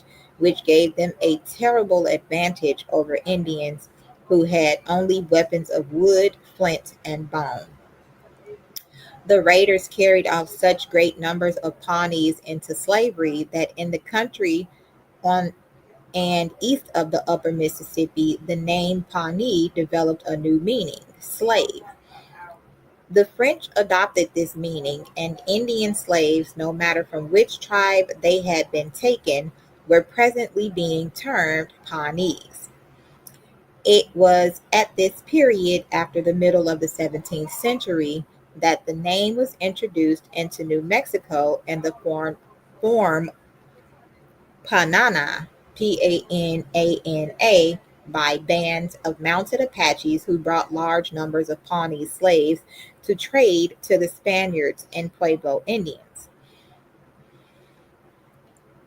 Raiders primarily targeted women and children to be sold as slaves. In 1694, Apaches brought a large number of captive children to the trading fair in New Mexico, but for some reason there were not enough buyers, so the Apaches beheaded all their slaves in full view of the Spaniards. In 1757, Louis Antoine de Bougainville considered that the Pawnee nation plays the same role in America that the Negroes do in Europe. The historian Marcel Trudel documented that close to 2,000 Pawnee slaves lived in Canada until the abolition of slavery in the colony in 1833. Indian slaves comprised close to half of the known slaves in French Canada, also called Lower Canada. Pawnees acquire metal and horses. By 1719, when De la Harpe led an expedition to Caddoan lands at the mouth of the Arkansas River, the Pawnees had also acquired horses and metal weapons from French traders, and they were attacking Apaches in turn, destroying their villages and carrying off Apache and children. In 1720, Boisbriand reported that the Pana Panaases, or Black Pawnees, had recently captured 100 Apaches whom they were burning, a few each day. De la Harpe planned to establish French trading posts at the mouth of the Canadian River and elsewhere in Caddoan territory, but this was not done, and the Pawnee remained dependent on infrequent and casual traders, while their enemies, the Osages, benefited from a regular trade. In 1720, Spanish colonists sent the Villersur expedition try to turn the Pawnees away from their French connections, which had been greatly magnified in Spanish imagination. Guided mainly by Apaches and led by an officer lacking experience with Indians, the expedition approached the skitty Pawnee villages along the outflow of the Loup River into the Platte River in modern Nebraska. The expedition sent their only Pawnee slave to make contact. He did not obtain any welcome for the Spanish party, and he failed to return to the Spanish camp. The Pawnees attacked at dawn, shooting heavy musketry fire and flights of arrows, then charging into combat clad only in paint, headband, moccasins, and short leggings. Villager 45 other Spaniards and 11 Pueblos were killed, and the survivors fled. In 1721, pressure on the Pawnees was increased by the establishment of a colony in Arkansas by John Law's Mississippi Company. This settlement too formed a market for Indian, mostly Caddoan slaves, and a convenient source of weapons for the Osages and their relations. The French responded by sending Bourgmont to make peace in the French interest between the Pawnees and their enemies in 1724. He reported that the Pawnee were a strong tribe and good horsemen, but located at the far end of every trade route for European goods, were unfamiliar with Europeans, and were treated like country bumpkins by their southern relatives. The mutual hatred between Pawnees and Apaches was so great that both sides were cooking and eating many of their captives.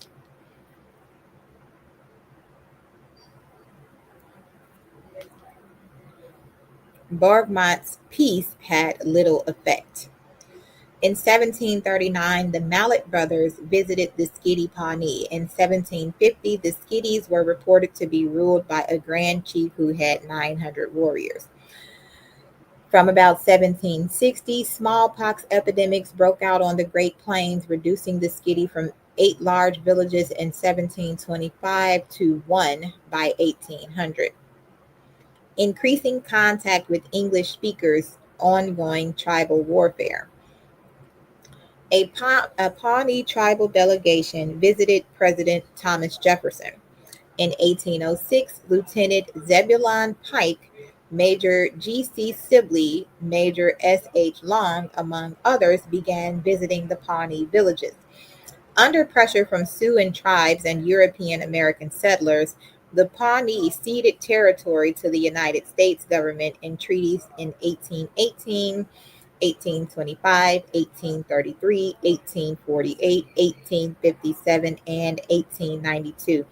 In 1857, they settled on the Pawnee Reservation along the Loup River in present day Nance County, Nebraska.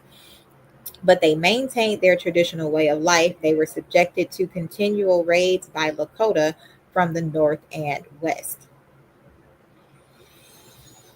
Until the 1830s, the Pawnee in what became United States territory were relatively isolated from interaction with Europeans. As a result, they were not exposed to Eurasian infectious diseases such as measles, smallpox, and cholera, to which Native Americans had no immunity. In the 19th century, however, they were pressed by Sioux groups encroaching from the east who also brought diseases. Epidemics of smallpox and cholera and endemic warfare with the Sioux and Cheyenne caused dramatic mortality losses among the Pawnee. From an estimated population of 12,000 in the 1830s, they were reduced to 3,400 by 1859, when they were forcibly constrained to a reservation in modern day Nance County, Nebraska. The Pawnee won a hard fought defensive battle around 1830 when they defeated the whole Cheyenne tribe. A Pitahawarata Pawnee captured one of the most sacred tribal bundles of the Cheyenne, the sacred arrows, and the Skiddy Chief Big Eagle secured it quickly. The Cheyennes stopped fighting at once and returned to their own country. The Pawnees in the village of Chief Bluecoat suffered a severe defeat on the 27th of June in 1843. A force of Lakotas attacked the village, killed more than 65 inhabitants, and burned 20 earth lodges.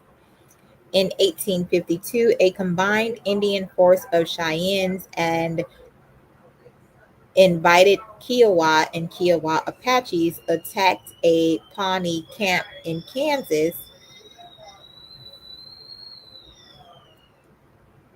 during the summer hunt.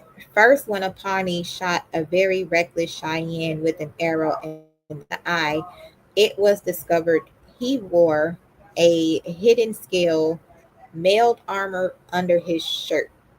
The killing of this notable Cheyenne affected the Cheyennes to the point that they carried their sacred arrows against the Pawnee the following summer in an all out war. Warriors enlisted as Pawnee scouts in the latter half of the 19th century in the United States Army. Like other groups of Native American scouts, Pawnee warriors were recruited in large numbers to fight on the northern and southern plains in various conflicts against hostile Native Americans. Because the Pawnee people were old enemies of the Sioux, Cheyenne, Arapaho, Comanche, and Kiowa tribes, they served with the Army for 14 years between 1864 and 1877, earning a reputation as being a well trained unit, especially in tracking and reconnaissance.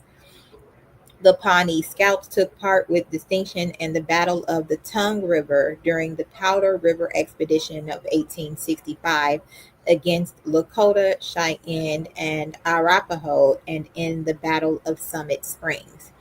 They also fought with the U.S. in the Great Sioux War of 1876. On the southern plains, they fought against their old enemies, the Comanches and Kiowa, in the Comanche Campaign. Relocation and reservation. As noted above, the Pawnee were subjected to continual raids by Lakota from the north and west. On one such raid, the 5th of August, 1873, a Sioux war party of over 1,000 warriors ambushed a Pawnee hunting party of 350 men, women, and children. The Pawnee had gained permission to leave the reservation and hunt buffalo. About 70 Pawnee were killed in this attack, which occurred in a canyon in present day Hitchcock County. The site is known as Massacre Canyon. Because of the ongoing hostilities with the Sioux and encroachment from American settlers to the south and east, the Pawnee decided to leave their Nebraska reservation in the 1870s and settle on a new reservation in Indian Territory, located in what is today Oklahoma. In 1874, the Pawnee requested relocation to Indian Territory or Oklahoma, but the stress of the move, diseases, and poor conditions on their reservation reduced their numbers even more. During this time, outlaws often smuggled whiskey to the Pawnee. The teenage female bandits Little Britches and Cattle Annie were imprisoned for this crime. In 1875, most members of the nation moved to Indian Territory, a large area reserved to receive tribes displaced from the east of the Mississippi River and elsewhere. The warriors resisted the loss of their freedom and culture, but gradually adapted to reservations.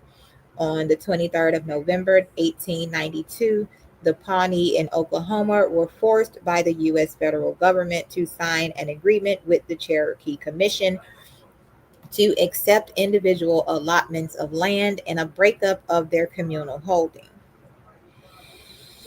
By 1900, the Pawnee population was recorded by the U.S. Census as 633. Since then, the tribe has begun to recover in numbers.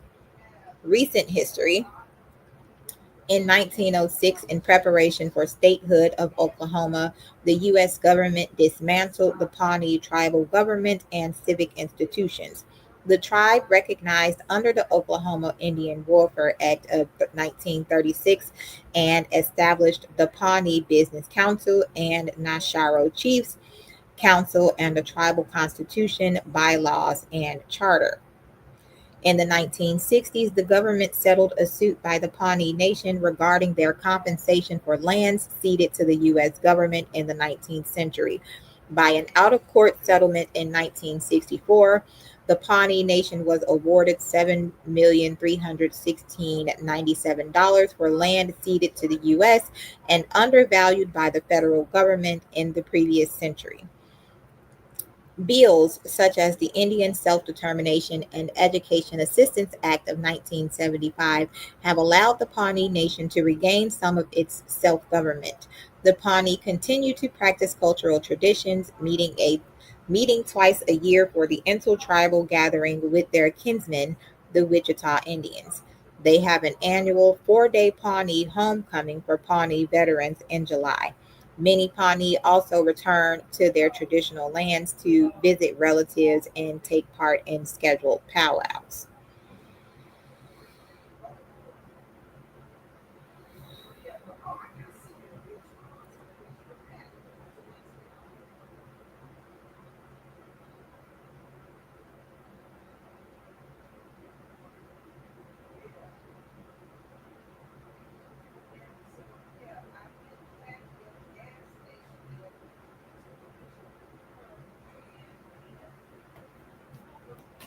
Okay, okay, okay.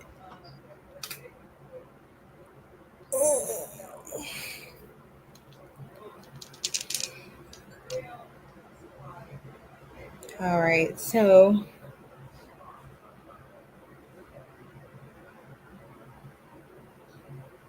we're going to take a quick break. And then I'm going to come back and we're going to go in detail about all the peoples of the Great Plains, or just the Great Plains in general, or the dry lands, and the prophecy of Israel moving into these lands, these people being exiled, why they're exiled, and how, according to the destructions that came to their towns and cities. We will also go over what a calumet is and different locations of places called calumet. Okay. As a matter of fact, we're going to start with the calumets, and then we'll go into the Great Plains and more on the Utah Moabites. Okay. Thanks for listening again, guys. Don't forget to like, share, and subscribe. Be back soon. Peace.